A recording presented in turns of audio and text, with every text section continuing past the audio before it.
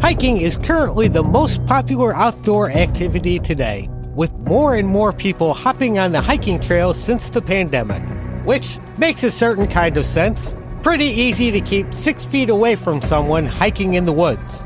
Plus, it has a pretty low bar for entry. All you need is a good pair of shoes, some water, and maybe a nice healthy snack for the trail. And you're all ready to go on a short hike through the woods. Now, the key to a good hike, though, is being prepared with proper equipment and knowing just where you're going. And I highly recommend to stick with well-established trails. Much easier to not get lost in the woods that way. Following the trail, you'll eventually come out somewhere. Whether it's where you're going or not, well, you're somewhere. Or you can just wing it, head out totally unprepared, without proper clothes or a detailed map. Surely everything will be fine. Like when an English teacher led a group of 27 schoolboys into Germany's Black Forest and only 22 would live through the hike. So, what happened? I'm Andrew, and this is History's a Disaster.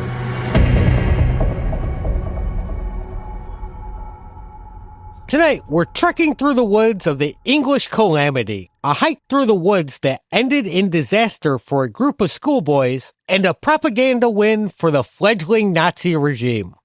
And tonight's episode is brought to you by Free the Ugly Cuckoos. For hundreds of years, evil German woodworkers have enslaved and imprisoned the ugliest and smallest of the cuckoo birds in tiny wood boxes for their own amusement, forcing them to do hourly tricks for food and selling them off to foreigners as souvenirs. And the enslavery of the ugly cuckoo needs to stop. And you can thank Fuck for taking up the fight, and they need your help. With your generous donation of 837 Reichmarks, you can help Fuck free enslaved cuckoos. During the spring break of 1936, Kenneth Keist, the English, German, and PE teacher from the Strand School in Brixton, arranged a 10-day hiking excursion through part of Germany's Black Forest. Going on the trip were 27 boys from the school ranging in age from 12 to 17, with the oldest helping out with the chaperoning. This was not an official school event, but something offered to Keist privately through a London travel agency, the School Travel Service. They arrived in Freiburg, Germany early on the 16th, anxiously awaiting the following day. The next morning, they were up early, excited to set off for the village of Tottenberg, over 15 miles away, across the summit of the Schonsland Mountains. When they left the youth hostel, Keist had been warned that the snow would make the planned hike pretty damn rough. Even without snow, the path he planned would be a challenge. The weather map in the hostel made it perfectly clear that conditions were going to turn to shit. The previous day, the tourist office had also warned Keist about the approaching storm, but Keist just blew the warnings off and went on his merry way. He had his shitty little tourist map, and they were ready to go. A little bit of snow wasn't going to turn him back now. 3 hours into the hike, they were coming out of some woods, and the snow was falling pretty steadily. And boys being boys, broke into an impromptu snowball fight. But with the snow coming down heavier, Keist got them rounded up and heading down the trail. As the snowfall got heavier, they lost the trail and got turned around in the snow, quickly falling behind schedule. They eventually made it to the St. Valentine Inn and asked for directions. The owner tried to warn him off and told him that the paths and signposts would be buried in snow, but Keist just shrugged and said they'd just brush it off. It's fine, everything's fine. The snowfall had kicked up significantly, and they were forced to kick their way through the falling snow. On the way, they met 2 woodcutters heading home. They had to call it a day because of the snow and the fog making work difficult. They told Keist to take a path to the left of the valley. At around 3:15, they passed the local postman, Otto Steyert, who tried to warn Keist about continuing on. He offered to help them return to Freiburg, or at least to bring them to the shelter of the miners' hostel, where they would have found beds and food. But Keist was being a stubborn ass and declined. He had not yet started to panic. But he at least did stop and question each boy as to how they felt. And obviously they complained about being fucking cold. But Keist decided that to go back would be worse than continuing towards the nearby village of Hofsgrund, where he hoped to find shelter in a hotel or someone's house. Which, according to his shitty little map he got from the school travel service in London, was just over the next little ridge. However, the shitty little map, not very detailed. It was 1/1000 scale, meaning it didn't show much information outside of major paths. It left out a few insignificant details, like that the little ridge they had to make it over was the steepest ridge of the Schonsland Mountains. As a result, the boys who were cold and wet had to go up the Kopler Wall, a 2,000-foot, 70-degree gradient face. And for reference, 90 degrees would mean it was straight up and down. And remember, they had no equipment, no ropes, no nothing. And the kids were all dressed for a hike through the English countryside in springtime, not scaling mountains in Germany in near blizzard conditions. The first to fall on the way up was Jack Alexander Eaton, the school's 14-year-old boxing champion. But he was given an orange and a piece of cake and told to suck it up and get moving. When they made it to the top and left the protection of the rocks and came out onto the ridge, the group was exposed to the freezing wind and snow. Here they had a choice. They could move eastward into the wind, where they would have arrived at the summit station within less than a mile. But instead, they pushed westwards and quickly got lost. By now, Eaton and 2 of the youngest boys had to be carried, with 3 more struggling to keep up in the knee-deep snow. They were getting close to Hofsgrund, which was a Black Forest village of just 300 villagers, consisting of 1 inn, a church, and a few scattered farmhouses. At 7 p.m., the chimes of the church bells were carried on the wind. Keist sent 2 of the older boys to follow the directions of the bells down the hill, leaving most of the others on the slopes trying desperately to help those who had collapsed. It would take the 2 boys an hour to reach a farmhouse on the outskirts of the village. Like most villagers, Eugene Schweizer had spent the day at home and was trying to psych himself up to go out to get the weekly bread delivery when the 2 boys knocked at his door and tried to ask for help in broken German. Schweizer, taking the hint that bad shit was going on, went about gathering up a rescue party, hammering on the window of the village inn where he knew people were playing cards. They put on their skis and headed out towards the road, but by now the hiking group was spread across the wide stretch of ground. Some of those who had collapsed were buried in the snow. Some of the boys were making their way down the hill. Schweizer stumbled across 2 lying motionless in the snow. Herman Lorenz, the grocer, brought 1 unconscious boy into his shop while a farmer, Reinhold Gutmann, carried the other on his back to a nearby farmhouse. The men had planned to use their skis like stretchers and lie the exhausted boys on them, but the snow was too deep and powdery. Instead, they had to use a sled to drag the boys back down. Stanley Lyons, who had collapsed 10 yards from the inn, was already dead, but the villagers tried to save him anyways. Schweizer, along with 4 other local farmers, headed further up the mountain, carrying 1 lamp between them. They found Keist next to 2 other unconscious boys. In German, Keist was able to tell them the size of the group, and after climbing alone up the mountain for 45 minutes, Hubert Whistler, one of the first to have answered the cries for help, found the last 3 boys. A doctor on vacation nearby was called to attend to the most serious cases. The rest of the boys were beaten with brooms to shake off the snow and get their circulation going, which seems like a pretty weird thing to do. He's froze, let's beat the shit out of him, before allowing them anywhere near the huge stove. They were then wrapped in blankets and given food and coffee before being put to bed, which, another weird choice. Let's get them hopped up on coffee and send them to bed. In spite of this, though, by the end of the evening, 4 of the boys were dead. Francis Bordelon, 12, Peter Ellerkamp, 13, Stanley Lyons, 14, and Jack Eaton, who was just 2 months shy of his 15th birthday. Arthur Roberts and Roy Witham both 14, were sick and in serious danger. They would be taken to the University Hospital in Freiburg the following day, but Whittam died without ever regaining consciousness. The bodies of the dead were placed in the cellar of the Hofskron Village Hall and later moved to Freiburg and laid in the chapel at the main cemetery. The survivors were taken by sled to a nearby village where the road was clear enough for them to travel by bus to Freiburg, where they would have follow-up medical checks. The survivors were so dazed that none of them had taken in what exactly had happened to them.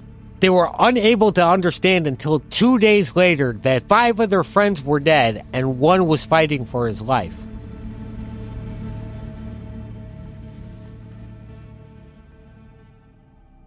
Most of England learned of the deaths from the lunchtime edition of the next day's papers. The press called it the Black Forest tragedy, and over the following days the papers were full of stories of the boys fighting through the blizzard and being saved by church bells, and of the heroic rescue on the slopes.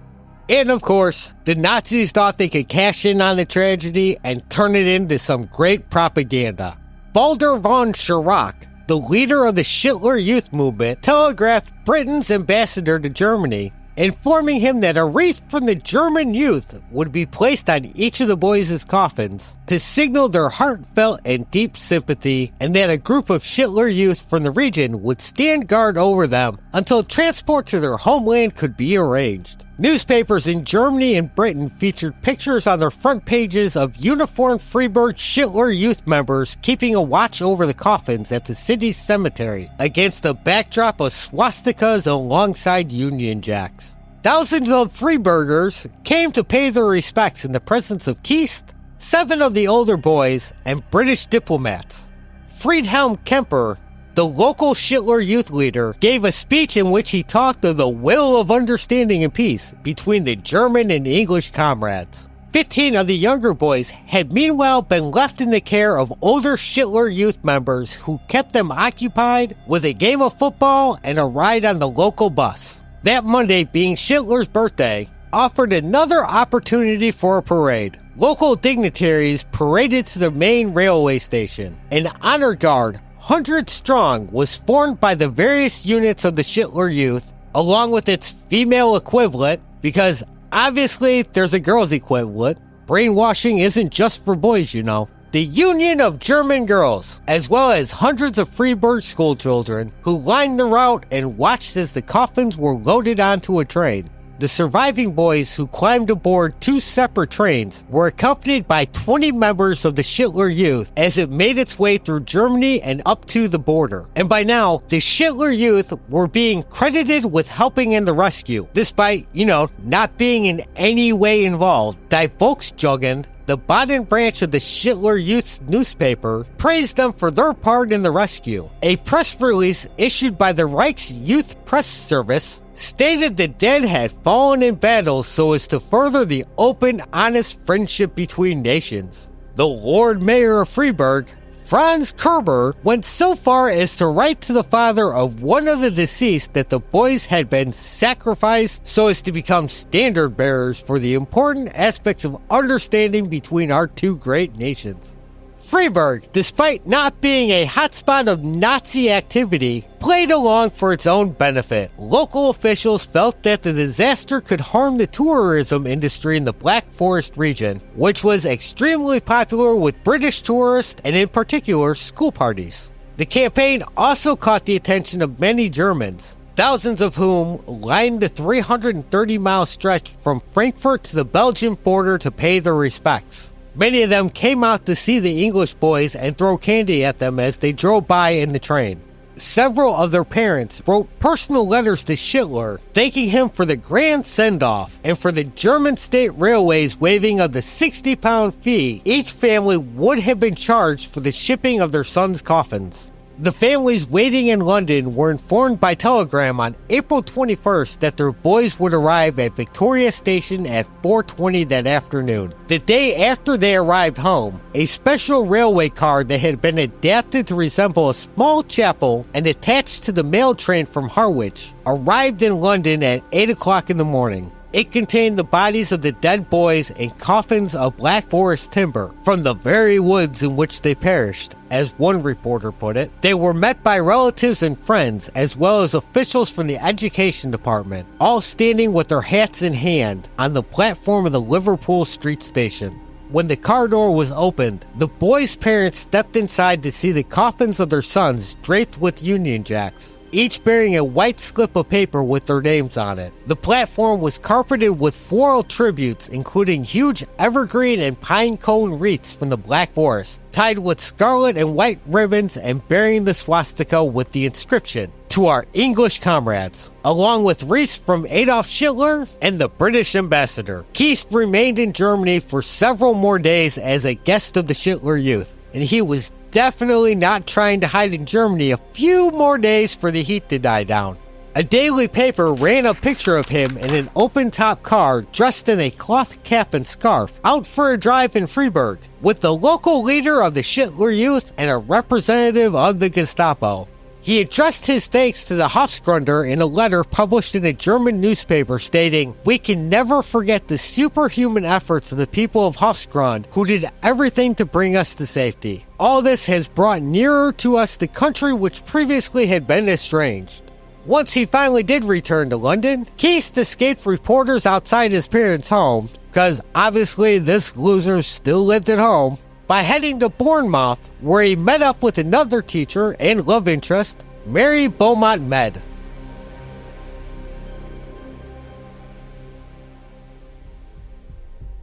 Over the following days, the dead were buried in various London cemeteries in Streatham, Woking, and Eastham. Jack Alexander Eaton's funeral on the afternoon of Friday, May 1st, in Streatham was attended by 1,000 mourners. The hearse was drawn by 6 horses with boys from the school, including some of the survivors, forming an honor guard. Floral tributes from the Hitler Youth and Adolf Hitler were on prominent display. The idea of putting up a memorial was first brought up publicly a month later in the Nazi newspaper The Allgemein, as well as in the British press. The people of Hofsgrund had pushed for the idea early on. They wanted an inscription carved into the rock, which would have recalled the incident and acknowledged that without the locals' help, many more would have died. After some back and forth, the Hitler Youth took over management of the project. Von Schirach, head of the local Hitler Youth, was fully behind the idea. But he had a much better idea, and commissioned renowned artist Hermann Acker to come up with a design. Sriracha stressed it was something in which the Führer himself was taking a personal interest. He came up with the Engländer Kammal, or however you say that, a towering gateway made up of 2 huge upright stones of black forest granite inscribed with the names of the boys, and a 3rd stone linking them on top and decked with the Nazi eagle and a swastika, was completed in the summer of 1938 and stood on the mountainside above the village of Hofsgrund. The memorial was supposed to be inaugurated October 12th in the presence of a member of the British royal family, the head of the Scout movement, Sir Robert Baden-Powell, and the British ambassador in a ceremony which once again was supposed to affirm the German-British friendship. The inscription concluded, "The youth of Adolf Hitler honors the memory of these English sporting comrades with this memorial." But the Munich Agreement of September 1938, which gave Hitler control of the Sudetenland, kind of shot that idea down. After Britain declared war on Germany in 1939, there were repeated initiatives to tear it down, which would never end up happening. By the 1st anniversary of his son's death, Jack Eaton had commissioned a Freiburg sculptor to make a separate memorial to his son. He had long since given up on getting along with the other parents in the school. He firmly believed Keist was to blame for the deaths, but unfortunately, at the time, he was the only one that felt that way. Keist was being praised as a hero in both Germany and England. That just didn't sit right with Jack.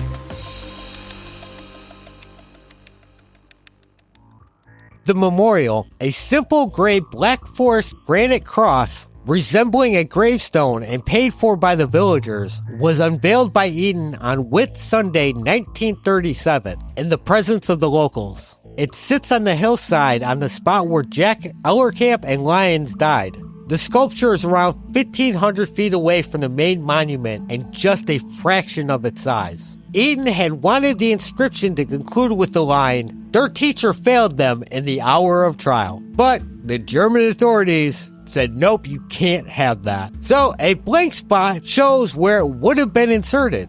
In the entrance to the village church, the parents also erected their own memorial, the only one in which the villagers are thanked for coming to the boys' aid. The Foreign Office in London and authorities and prosecutors in Germany in the days after the incident showed they had no desire to look too deeply into the incident and potentially damage the strained political relationship.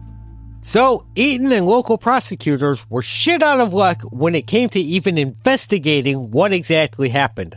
Keist had been questioned on April 20th by Dr. Weiss, Freiburg state prosecutor, in an interview that he would later say had been inadequate. Although Keist admitted the weather had been poor when the party set out and told of how he had stopped to ask people the way, he made no mention whatsoever of the several warnings that he had been given.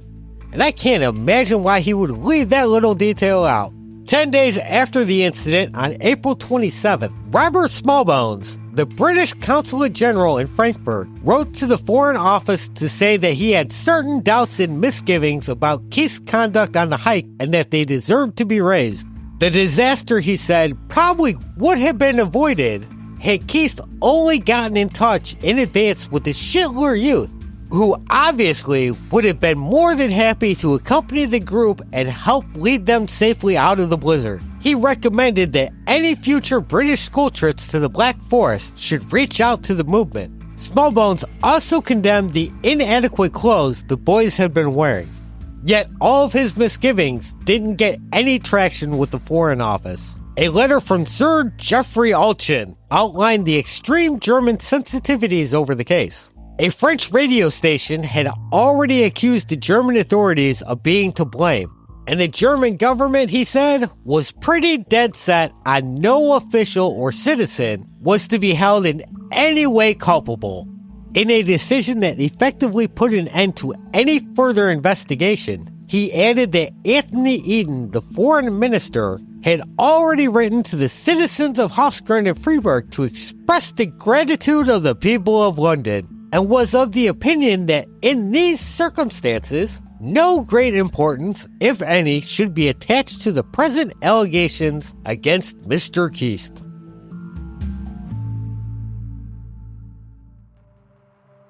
And with that, for the Foreign Office at least, apart from a brief exchange over the cost and details of the memorial, the whole thing was over and done with.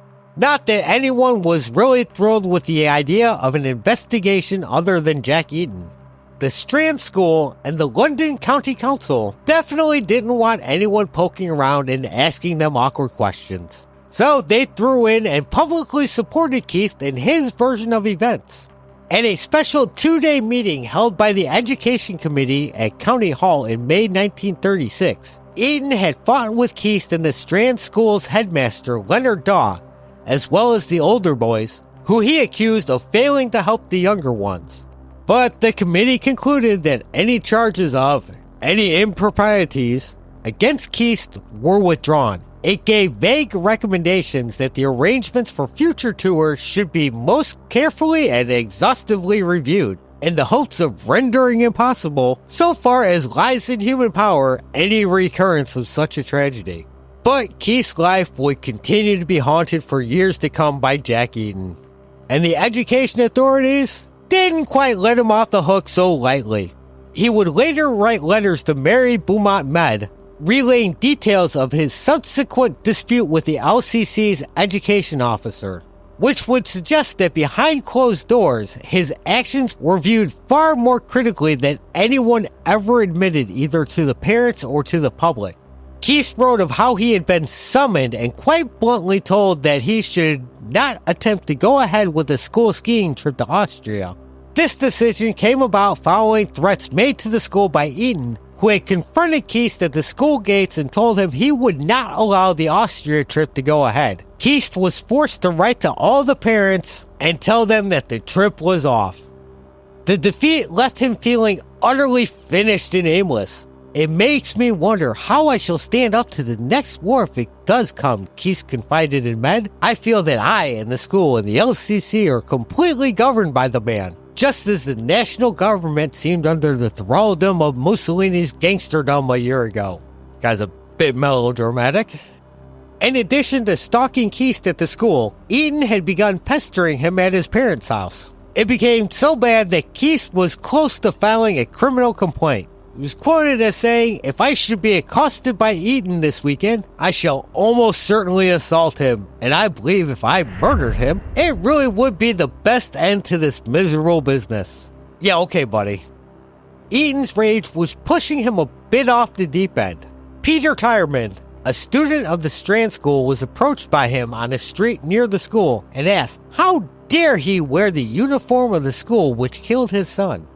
Eaton also wrote a postcard and read to his local MP, stating, as one Army war veteran to another, I implore you to see that justice is done. Keist is a criminal and should be tried as such. Outside of his business, Eaton also put up a plaque stating, I charge Keist with my son's death.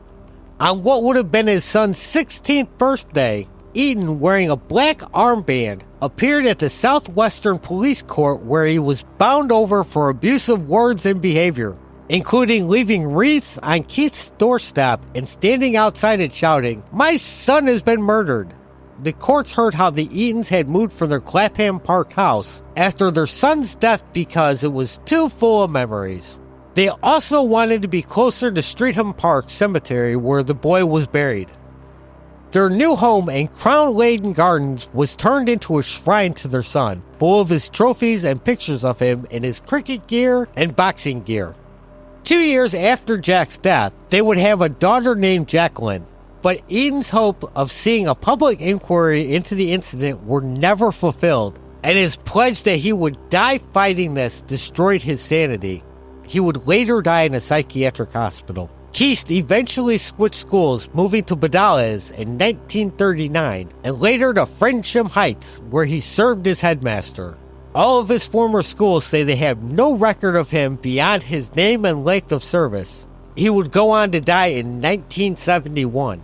One of the boys, Stanley Few, went on to serve in the Army, although he told his superiors as soon as he joined up that he could not be expected to fight the Germans as they had saved his life.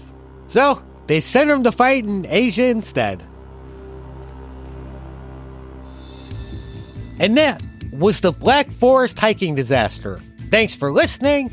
If you liked the show, please consider leaving a rating or review on your app of choice. And you can reach out to the show at historyisadisaster@gmail.com with questions, comments, or suggestions, as well as following the show on social media like Facebook, Instagram, TikTok, YouTube, whatever.